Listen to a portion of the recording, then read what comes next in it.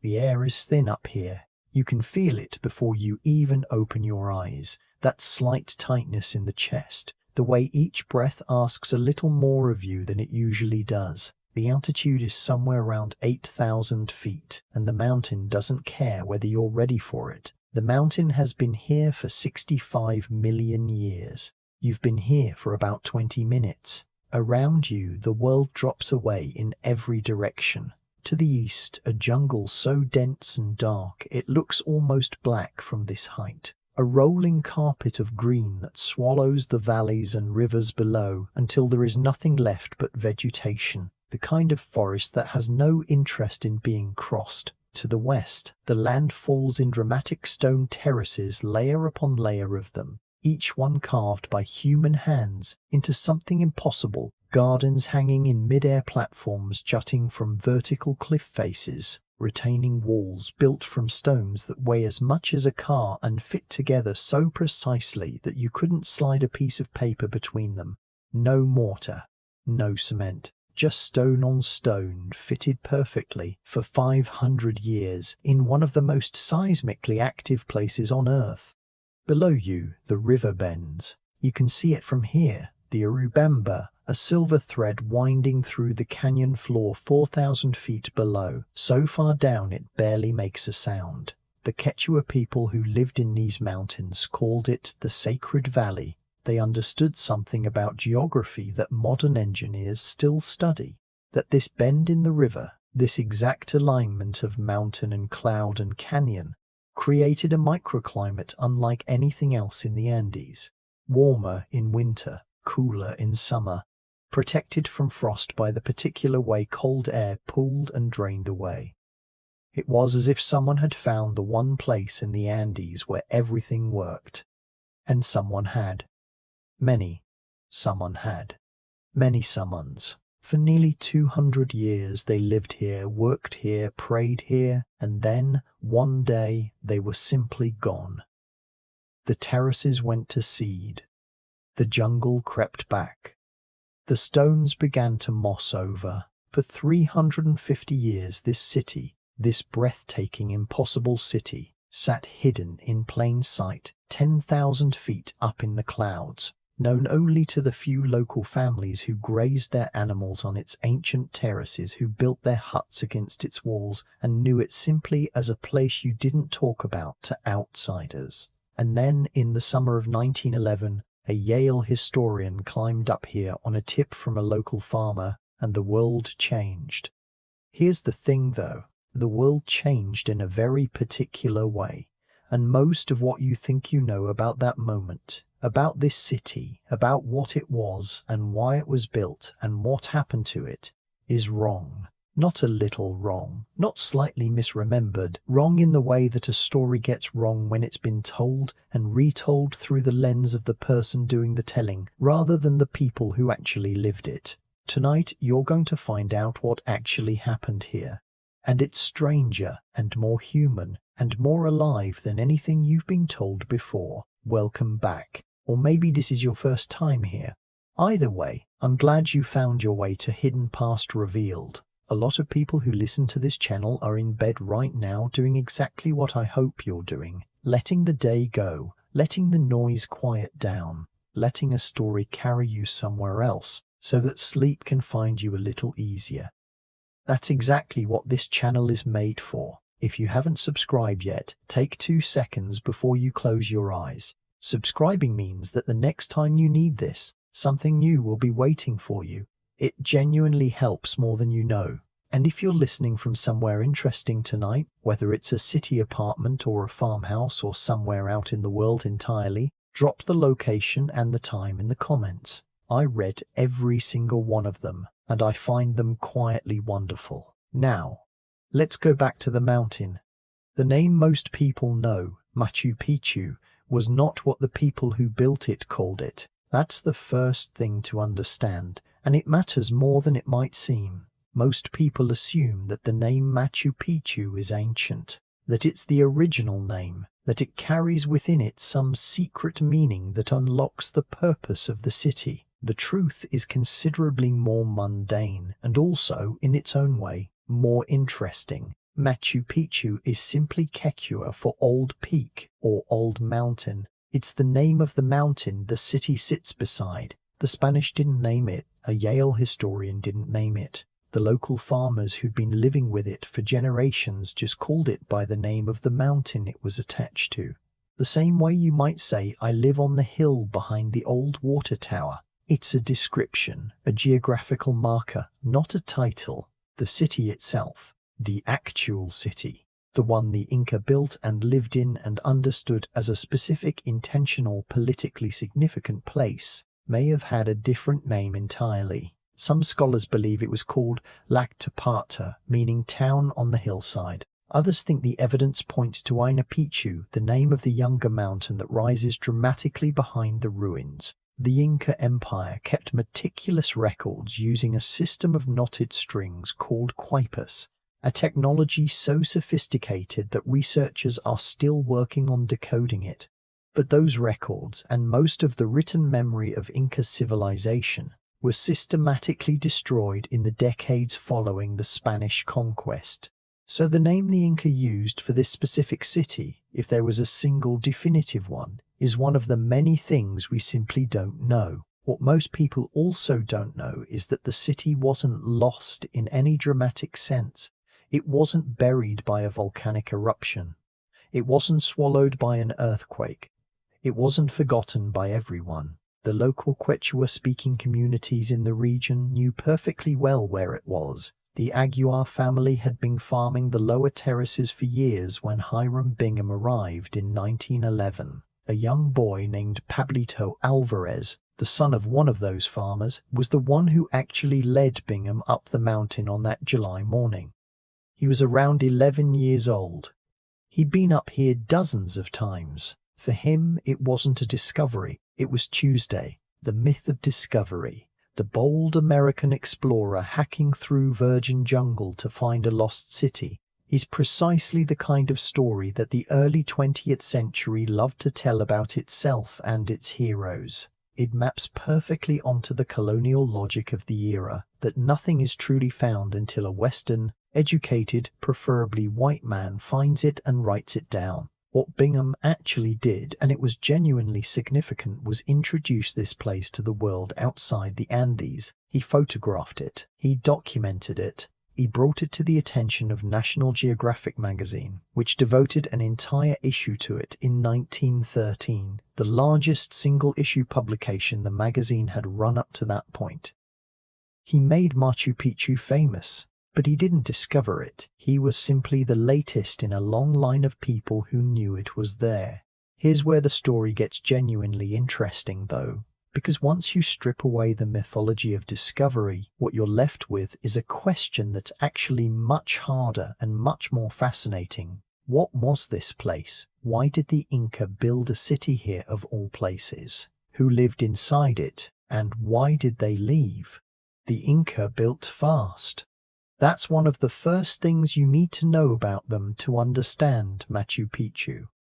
By fast, we mean something almost incomprehensible by modern standards. The Inca Empire, Tawantinsuyu, they called it, the four regions, went from a small regional polity centered on the city of Cusco to the largest empire in the pre-Columbian Americas in less than a century. Under Pachacuti Inca Yupanqui, the ninth Sapa Inca and the man now widely believed to have commissioned the construction of Machu Picchu, the empire expanded at a rate that would have seemed delusional if it weren't so thoroughly, ruthlessly real. By the time Pachacuti died around 1471, the Inca controlled a territory that stretched nearly 3,000 miles from what is now southern Colombia to central Chile, roughly the distance from London to the middle of Kazakhstan. They had done this in approximately 40 years. Pachacuti didn't just conquer, he reorganized. He rebuilt the capital of Cusco from the ground up, turning it into one of the architectural wonders of its age. A city of stone and gold that left the Spanish speechless even as they were destroying it. He created the meter system, a form of obligatory state labor that required every subject of the empire to work for the state for a set number of days each year, building roads, constructing buildings, farming state lands. serving in the military. This labor tax was how the Inca built everything without money, without a market economy, without anything resembling currency as we understand it. You paid your taxes not in gold, not in goods, but in your body and your time.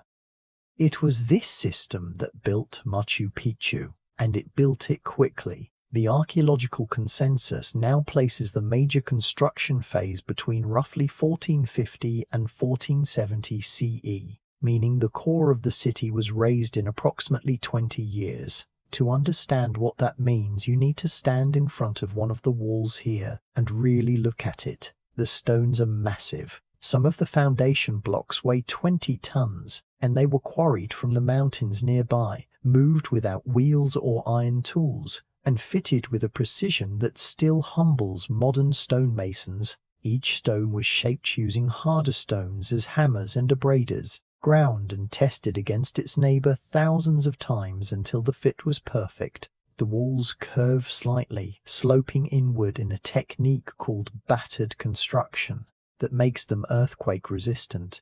In a region that experiences regular seismic activity, these walls flex and settle rather than crack and fall. They've been doing this for 500 years. The city that was built here contained roughly 200 buildings arranged around a central ceremonial plaza. There were temples, including the extraordinary Temple of the Sun, a rounded, perfectly constructed tower built directly over a granite outcrop, so that the morning light of the winter solstice entered through a specially aligned window and fell exactly onto a carved stone altar.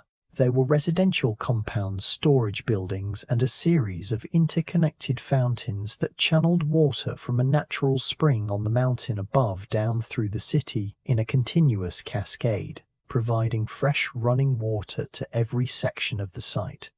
Think about that for a second. Running water, distributed through a carefully engineered gravity-fed system in a city built on a mountain ridge at 8,000 feet in the 15th century. The engineering knowledge required to design and execute that system, accounting for the precise grade of the channels, the volume of flow, the need to prevent water from undermining the terraces and walls, represents a sophistication that most of the world's civilizations at that time simply didn't possess. Everywhere you walk in this city, there is evidence of intention. Nothing is accidental. The placement of the main plaza relative to the surrounding mountains is not random. The peaks visible from its edges were considered sacred apis, mountain deities, and the city was oriented to maintain visual and ceremonial alignment with them. The agricultural terraces that stepped down the mountain's flanks weren't just practical farming solutions. They were also cosmological statements, mirrors of the layered sacred geography that the Andean worldview organized the universe into. The very shape of the site from above has been interpreted by some researchers as deliberately echoing the outline of the condor, the sacred bird that in Inca cosmology connected the earthly world to the upper world of the gods. But who specifically was living here? Who woke up each morning to these views, walked through these fountains, worshipped in these temples? The answer is both more specific and more surprising than the Inca. Archaeological analysis of the skeletal remains found at the site, roughly 170 individuals excavated by Bingham and later by more careful subsequent researchers, tells us that the population here was demographically unusual. The remains show people from many different ethnic groups across the Inca Empire, identified through analysis of bone chemistry and burial practices. People from the coast, people from the jungle lowlands, people from the jungle lowlands, people from distant highland regions. This was not a typical Andean community built over generations by families who had always lived in one place.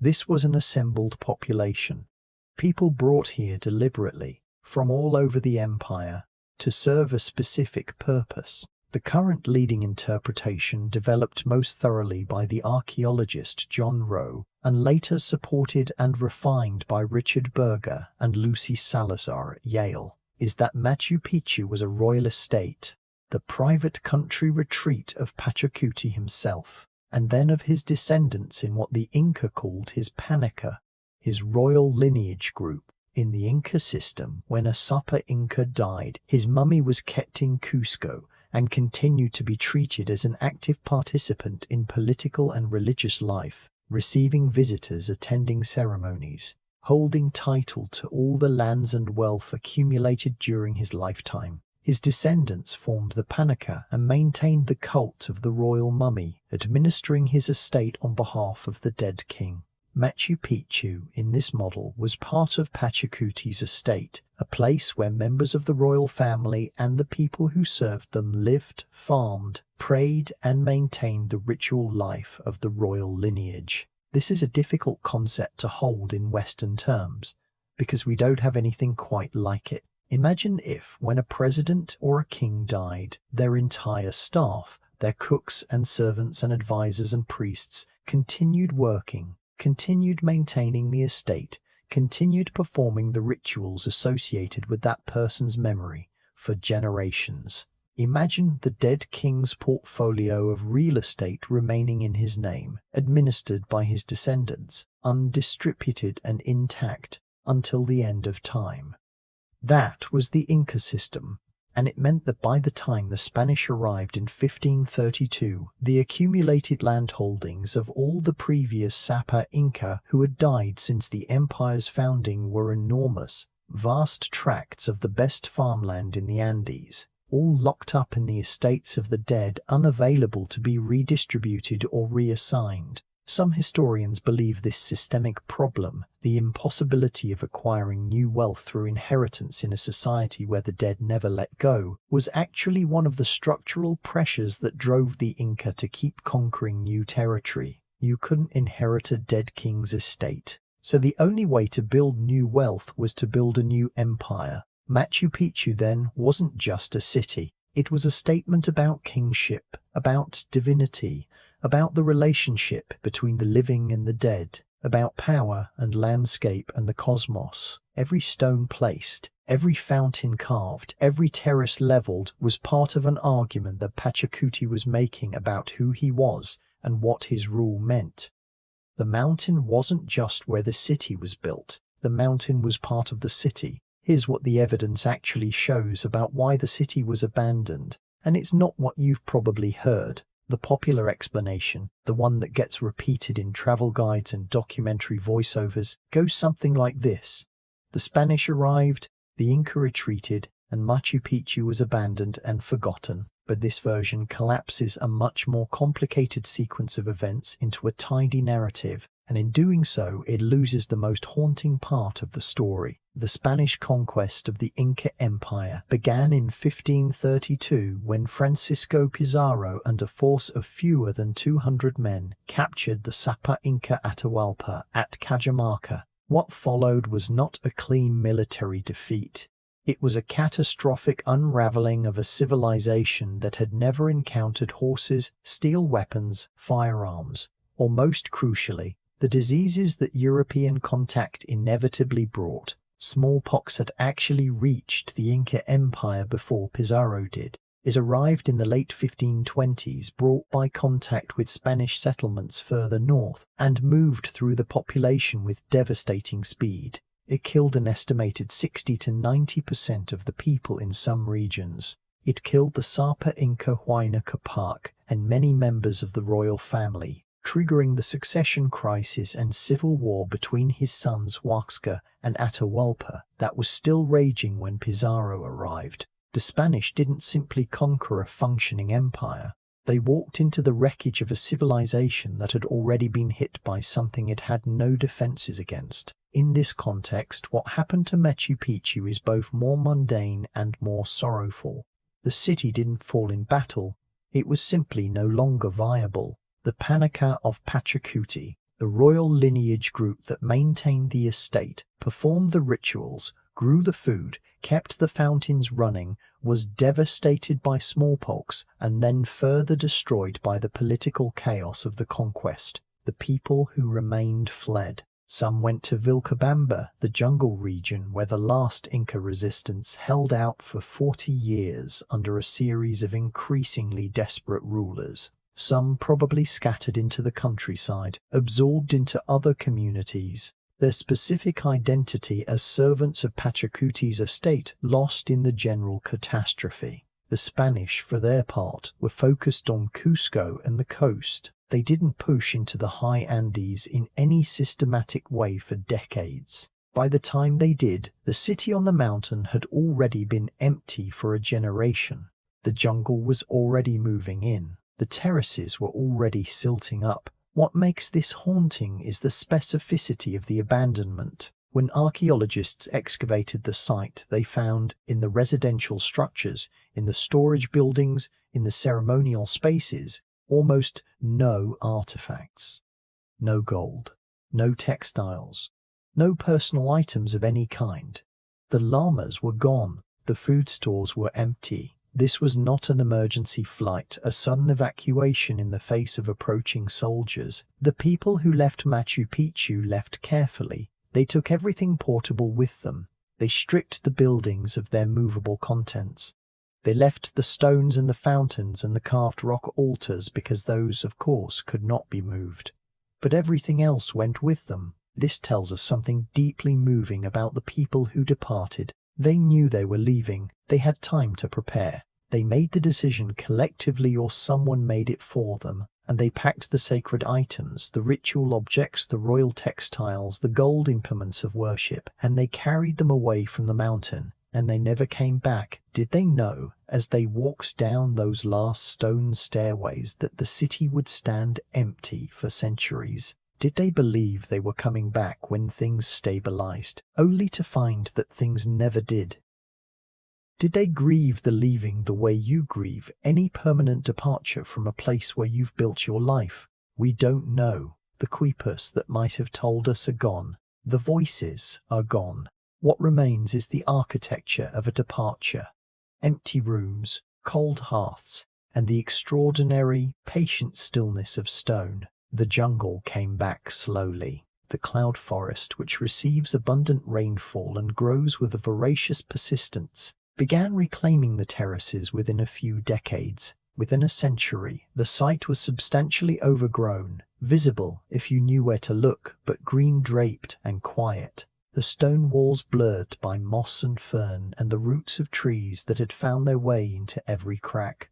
The local communities knew it was there. It shows up in property records from the 18th and 19th centuries. There are legal disputes about land use in the area, and the ruins are referenced in those documents, sometimes by name, as landmarks. Augusto Burns, a German engineer, apparently visited the site in the 1860s and may have removed some artifacts, though the evidence for this is contested. An American named Charles Wiener appears to have come tantalizingly close in the 1870s, writing about rumors of a great ruin in the area, but never quite reaching it. Then came Bingham, July 24, 1911. A clear morning. A local farmer named Melchor Arteaga agreed for a few coins to lead the American up the mountain. Bingham climbed through thick vegetation, crossed a log bridge over the river far below, and was met on the other side by the Aguilar family, who were farming the lower terraces and had been for years. Yampablito led him up through the ruins, and Bingham, whatever his personal flaws, whatever the problematic nature of his subsequent excavations and the removal of artifacts that Peru has been trying to recover for over a century, understood in that moment that he was looking at something extraordinary. He later wrote that he kept asking himself, as he moved through the site that morning, whether he was dreaming. That at least feels true. Here is the strangest thing about Machu Picchu, the thing that doesn't fit the familiar story, the thing that, once you know it, changes how you see the whole site. The city was not built for defense. This seems obvious once you think about it, but it contradicts a deep assumption that almost everyone carries about places like this. We assume that people in the ancient world built on mountains because mountains were defensible, high ground, narrow approaches, difficult for enemies to reach. And that's true for many ancient settlements. But Machu Picchu's position, examined carefully, doesn't serve a military purpose particularly well. The approaches to the site from below are steep, yes, but they are also numerous. The site itself has no perimeter wall of any military significance. The buildings within it are not arranged for defense. They're arranged for ceremony, for agriculture, for comfort. There are windows placed to catch mountain views. There are baths. There are elite residential compounds with fine masonry and high-status finishes that communicate privilege and luxury, not austerity and fortification. The Inca built military installations. They knew exactly what a fortress looked like. The great Sacsayhuaman complex above Cusco is a fortress. 3 massive zigzagging walls of stone that exploit the terrain for defensive advantage. Machu Picchu is not Sacsayhuaman. It's something else entirely.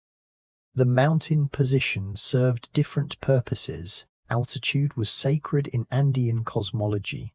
The higher you were, the closer to the sky world, to the sun, to the apus and the divinities that resided in peaks and clouds and the upper atmosphere. Building a royal estate at altitude was a cosmological statement as much as a practical choice. The specific geography of this particular mountain ridge, a saddle between 2 peaks, surrounded on 3 sides by the dramatic bend of the river far below, created a setting that seemed almost designed to induce a particular feeling. You feel standing at Machu Picchu, both enclosed and exposed simultaneously. The mountains rise around you on every side. The sky feels enormous. The valley floor feels impossibly distant. The clouds come through at your level, drifting through the ruins, obscuring and then revealing them in a way that feels deliberate, theatrical, sacred. The Inca were acutely sensitive to these kinds of spatial and atmospheric effects. Their architecture everywhere exhibits a deep understanding of how space shapes emotion and experience. The trapezoidal doorways, narrower at the top than the bottom, the shape that appears throughout Inca construction, create a specific visual effect as you walk through them. A slight compression followed by expansion that is physically felt, even if you don't consciously register it. The plazas are sized and oriented so that the surrounding peaks are framed just so. The sight lines between major structures and key astronomical events were planned with precision. Standing in the central plaza of Machu Picchu at sunrise on the June solstice, the sun rises directly over the peak of Huayna Picchu, the mountain behind the city, and as it does, it illuminates the Intihuatana stone, the hitching post of the sun, a carved granite outcrop on the highest point of the site, in a way that seems to fuse stone and sky and light into a single gesture. This is what the city was for. Not administration, not military control, not even primarily agriculture, though the terraces produced food that supported the resident population. The city was a machine for producing a particular quality of religious experience, for aligning the human body and the human eye and the human consciousness with the rhythms of the cosmos as the Inca understood them. Every solstice and equinox was marked here. Every major star cluster in the Andean sky had a corresponding architectural or geographic element that acknowledged it. The dark constellations, spaces between stars rather than star groups themselves, shapes like animals the Inca identified in the shadow of the Milky Way, were tracked and honored. The Inca relationship to the sky was not the Greek relationship to the sky. They saw different things when they looked up. They told different stories. And Machu Picchu was one of the places where those stories were most fully and physically enacted.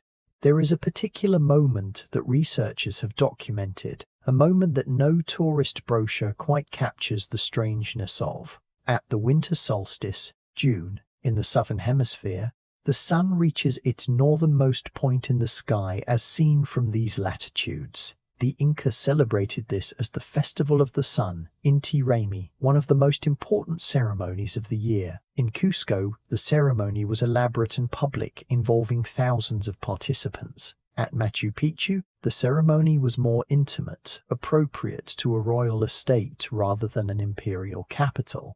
But the architecture here was calibrated for this moment with even greater precision. The shadows fall exactly so. The light enters exactly there. The stone feels warm under your hands. And here is the connection that took researchers a long time to make explicit. The people performing these ceremonies here during the height of the city's occupation in the mid to late 15th century were not doing something separate from their ordinary lives. The ceremony was not a special occasion. The ceremony was the point. The agriculture on the terraces was ceremonial. The fountains and water channels, which in pragmatic terms supplied drinking water, also enacted a sacred relationship with water as a divine force that ran through the mountains and gave life to everything. The llamas kept here were ritual animals as much as practical ones. The entire economy of the site was organized around the maintenance of a continuous ritual relationship between the residents and the cosmos. Everything was sacred. The profane and the holy were not separate categories. Think about what it would mean to live that way.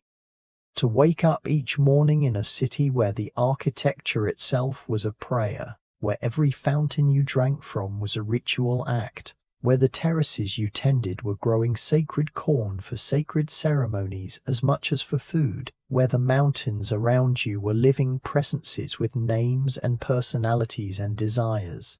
The world would feel full, saturated with meaning. Every rock, every cloud, every drop of water in the channel carrying its own significance. We have almost entirely lost that way of being in the world.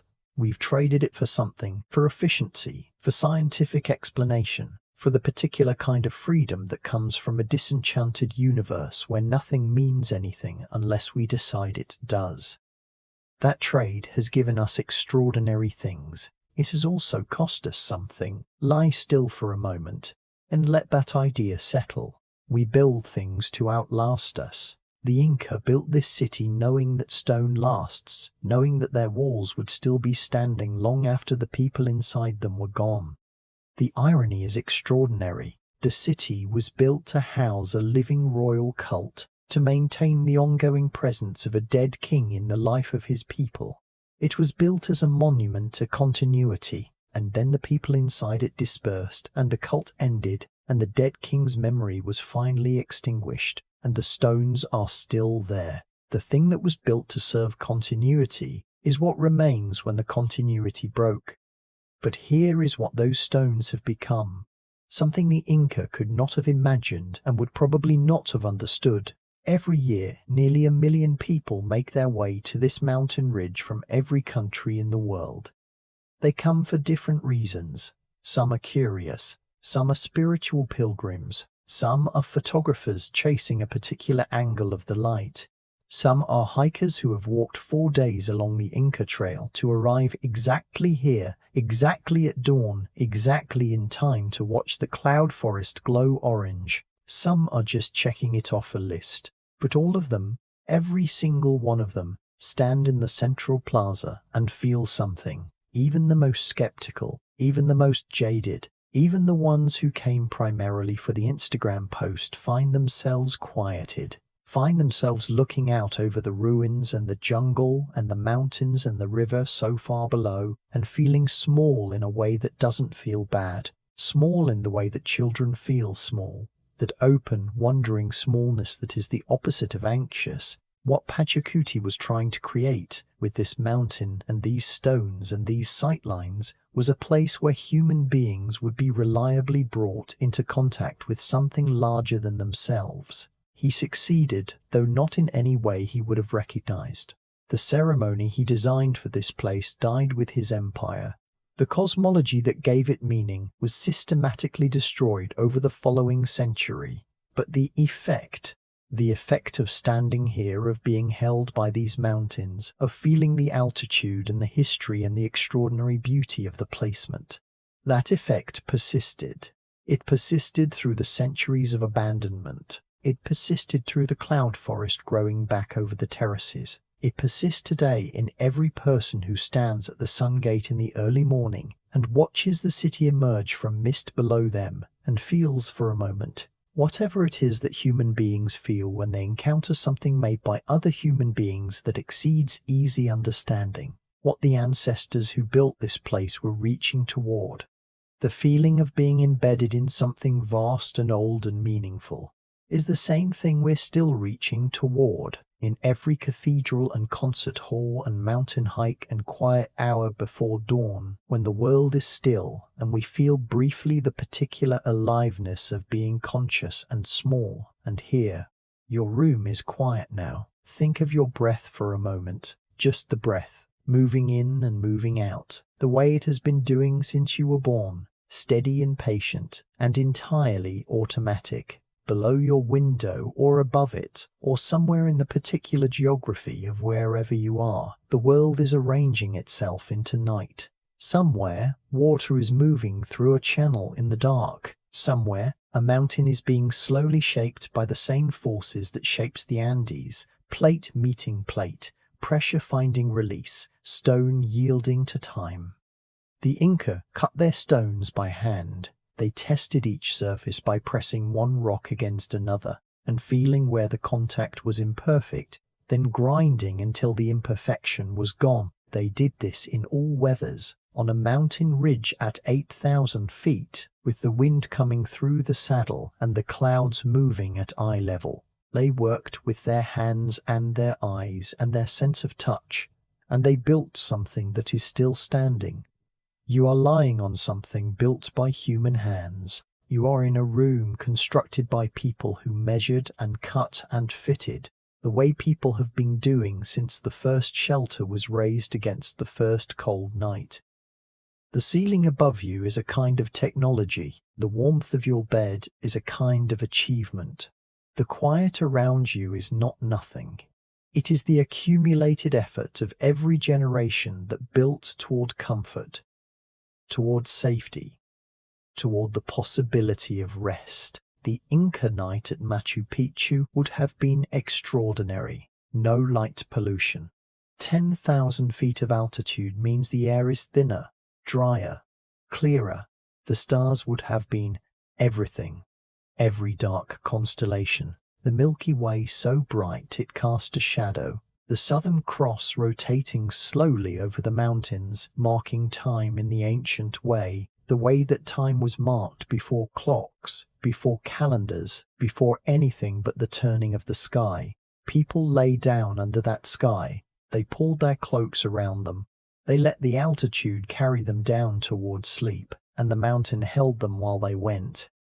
Thank you for spending this time with Hidden Past Revealed. It means more than I can say, truly. If this helped you drift off, or if it left you with something you didn't expect to find tonight, a like helps this channel reach the next person who needs a quiet story in the dark. And a comment, your location, the time where you are, what's moving through your mind. I read every one of them, and they remind me why this channel exists. Subscribing means you'll never have to go looking for this when you need it. It'll be there, waiting. If you want to support this work more directly, there's a channel membership that makes all of this possible. No pressure, never any pressure, but it genuinely matters. Tonight you traveled to a mountain at the top of the world, to a city built from devotion and stone and a profound human desire to stand in the presence of something larger than yourself. The people who built it are gone. The ceremony is gone.